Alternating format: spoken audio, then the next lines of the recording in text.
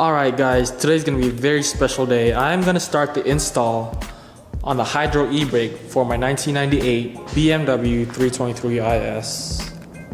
So I am going to be installing a Chase Bays Hydro Ebrake as well as the brake line kit, and they also offer a mounting bracket on their website, which is really convenient because all I have to do is weld this on the chassis and mount the e-brake like so.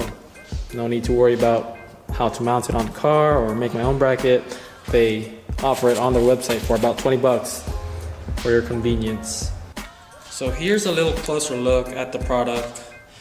This reservoir is actually made out of billet aluminum. Really high quality finish. Actually has a really nice feeling on the grip. And overall, just a really sleek design. I'm pretty sure this thing's gonna look really clean in the interior. Alright, so a little progress on the Hydro Ebrake install for the E36 is I actually removed the seats. As you can see, they're just chilling right there. I removed the trim pieces that surround the shift knob, and I actually mocked up the bracket to where I want to tack weld it. So this is gonna be my next step, is actually place that right there where it's marked, have it all secured, prep this area right here, and then I'm gonna go and tack weld it and mock everything up, and I'll see how everything fits. So I'll keep you guys updated after I get all that done.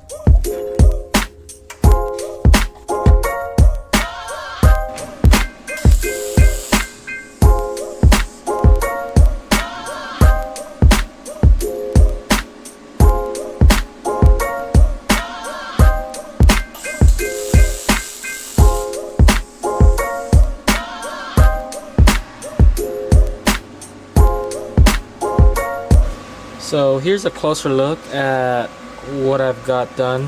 I just went ahead and tack welded the bracket onto the chassis, and now I'm gonna go ahead and mock up the Hydro Ebrake and put the center bezel back on and make sure everything lines up as I want it to.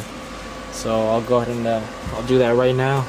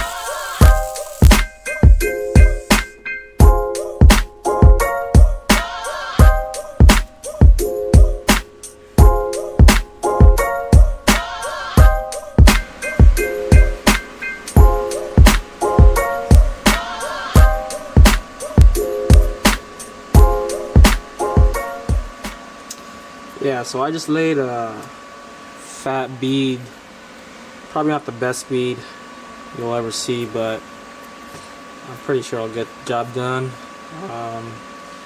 Yeah, so I went ahead and mocked everything up, and everything seemed to fit the way I liked it to.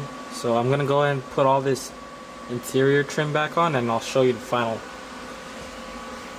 product of how it's gonna look like.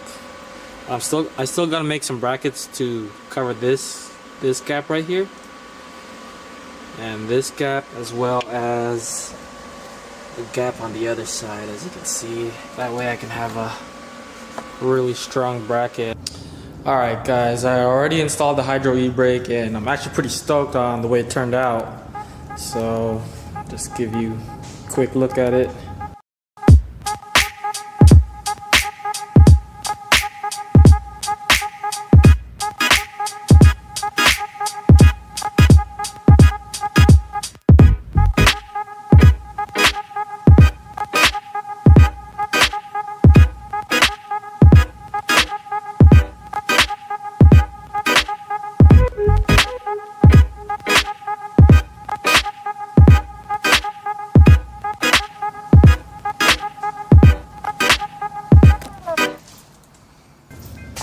So as you can see, my car is a coupe, and if you guys know, the coupe comes with this kind of centerpiece, shift knob, bezel, whatever you want to call it.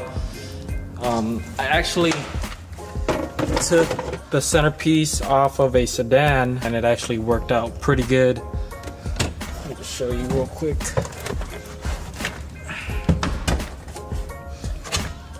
See, if I use this stock, the one that came off the coupe, I wouldn't be able to have this setup where the handle goes through where I believe the window switches are. So this might be a common question you guys get when installing a Hydro Ebrake. If the Hydro Ebrake will get in the way of your shift knob when shifting, well, it's not too bad actually. First, second is no problem. Third, fourth. But when you get to fifth, you kind of gotta like hold it at an angle. But you'll still get there, and it doesn't make contact whatsoever. But if you hold the shift knob like this and try to go fifth, you're gonna have a hard time shifting. So I would just do that. No big deal. First, second, third, fourth. I'm really happy on the outcome of this install. It was way better than I expected it to be. I already expected it to be looking clean, and I do highly recommend that you purchase the bracket with it, just because it made things way easier. It'd probably take me double the amount of time if I had to like worry about on making my own bracket and all that. So that pretty much wraps up this video. Please stay tuned for part 2, where I'll be installing the brake line kit and a dual caliper setup. Thank you guys so much for watching. Please like and subscribe, and I'll catch you on the next one.